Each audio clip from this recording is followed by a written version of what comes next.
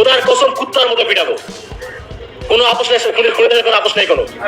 তো আপনাদের মাধ্যমে ছাত্রলীগকে এই বার্তা দিয়ে এর পূর্বেও আমাদের বিশ্ববিদ্যালয়ে কয়েকটা গুরুত্বপূর্ণ গেইটে তালা লাগিয়েছিল।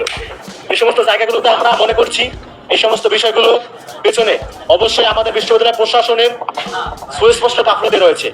তাদের সেই গাফলতি জায়গা থেকে আমরা আজকে জবাব চাওয়ার জন্য এখানে এসেছি যে আপনারা থাকতে কিভাবে নিষিদ্ধ ছাত্রলীগ যারা কিনা 15 জুলাই আমাদের ঢাবি শিক্ষার্থীদের হামলা করেছিল, এই ছাত্রলীগের সংগঠনটি কিভাবে ক্যাম্পাস সক্রিয় হতে পারে, তারা কিভাবে পোস্টার টানাইতে পারে। তো আমরা মনে করছি এর পেছনে অবশ্যই প্রশাসনের গাফলতি রয়েছে এবং যে সমস্ত জায়গায় পোস্টার টানানো হয়েছে সেই সব জায়গায় যারা দায়িত্বরত দারোয়ান তাদের পেছনে পার্টিরা তাদের নিয়োগ সকল আমরা যাচাই করে দাবি জানিয়েছি। এবং বিশ্ববিদ্যালয় ক্যাম্পাসে শিক্ষক কর্মচারী থেকে শুরু করে যত ধরনের শ্রেণীর মানুষ রয়েছে তাদের মধ্যে যারা শরীরের দোষর তাদেরকে চিহ্নিত করে আইনের আওতায় নিয়ে এসে দাবি জানিয়েছি। আমরা প্রক্টরকে 24 ঘন্টা সময় দিয়েছি। আমরা জানিয়েছি 24 ঘন্টার মধ্যে তাদেরকে অবশ্যই নির্ধারিত জায়গার সিসিটিভি ফুটেজ চেক করে যারা যারা এই পোস্টার সাজিয়েছে তাদেরকে চিহ্নিত করে অবশ্যই আইনের আওতায় নিয়ে আসতে হবে, এই দাবি আমরা জানিয়েছি। এবং আপনাদের মাধ্যমে ছাত্রলীগের কুলাঙ্গারদেরকে আমরা বার্তা দিতে চাই, তোরা কান খুলে শুনে রাখ, রাতের অন্ধকারে চোরের মতো এসে ক্যাম্পাসে পোস্টার টানিয়ে নিয়ে চলে যাও। যদি করতে পারি কোনো সময় কুত্তার মতো পিটাবো, একদম পায়ের গোড়া থেকে শুরু করে মাথা তালু পর্যন্ত পিটাবো। বিসমিল্লাহ বলে শুরু করবো, সদাদুল আজিম বলে শেষ করবো পিটানো। তোর সাথে কোনো আপোষ নাই। তোরা 15 জুলাই আমার শিক্ষার্থীদের রক্তে জড়াইছিস, তোরা 2000 মানুষকে খুন করছিস।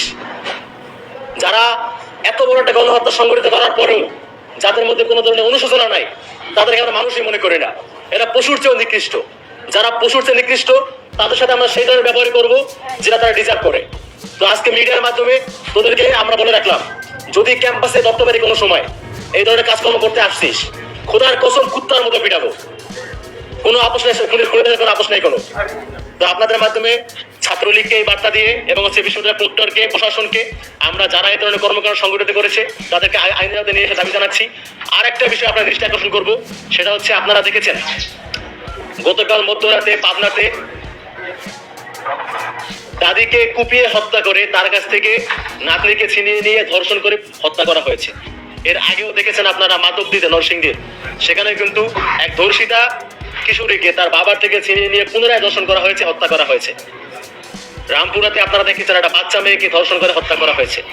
এই যে দেশ জুড়ে ধর্ষণ, হত্যা, চাঁদাবাজি, দখলদারের মহোৎসব চলছে, আমরা এই বিষয়গুলো অত্যন্ত কনসার্ন। আমরা রাষ্ট্রযন্ত্রকে আহ্বান জানাচ্ছি, স্বরাষ্ট্রমন্ত্রীকে আমরা আহ্বান জানাচ্ছি, আপনি অবিলম্বে ব্যবস্থা গ্রহণ করুন। যদি রাষ্ট্রের অবস্থা এরকম হয়, যদি আমাদের দেশে মেয়েরা অনিরাপদ থাকে, তাহলে দায়ভার অবশ্যই আপনাকে নিতে হবে। আপনারা জানেন ইন্ডিয়ান সরকারের প্রতি আমাদের অনেক ক্ষোভ আছে, তার অনেক জায়গায় ব্যর্থ। এই জন্য আমরা দেখতেন যিনি স্বরাষ্ট্র উপদেষ্টা তাকে অনেকে দায়ভার উপদেষ্টা বলে ডাকতেন, কারণ তিনি দেশে আইন শৃঙ্খলা পরিস্থিতি যতটা আমরা চেয়েছিলাম সেরকম তারা নিয়ন্ত্রণ করতে পারে নাই।